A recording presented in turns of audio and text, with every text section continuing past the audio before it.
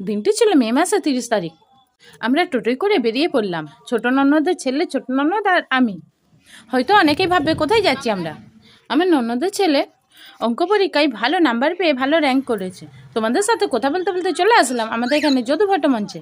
এখানে প্রাইজটা দেওয়া হবে। যে টাইমে আসতে বলে যে তার থেকে একটু লেট হয়ে গিয়েছিল, তো আমরা ফাইনালি চলে আসলাম। আমার একটু কাজ থাকায় আমি ভেবেছিলাম আমার আসা হবে না। আর আমার ছোট ননদ আর তার ছেলে কেন ছাড়বে বলো, তাদের বলছে যেতেই হবে। তোমাদের সাথে কথা বলতে বলতে চলে আসলাম যদুভট্ট মঞ্চের ভেতরে। এসেই দেখছি স্কুলের শিক্ষক শিক্ষিকাদেরকে সম্মান জানানো হচ্ছে। এরপরে একটা সুন্দর রবীন্দ্রসঙ্গীত শুনলাম। তারপর পরের অনুষ্ঠান হলো। তোমাদেরকে একটু হলটা ঘুরিয়ে দেখালাম।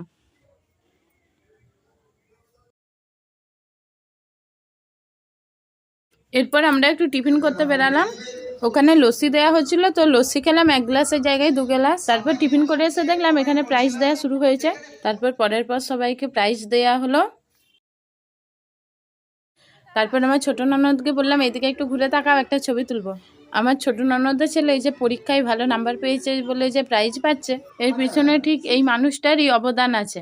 কারণ যখনই কোথাও পরীক্ষা হওয়ার কথা থাকে, তখনই আমার ছোট ননদ তার ছেলেকে পরীক্ষা দিতে নিয়ে যায়।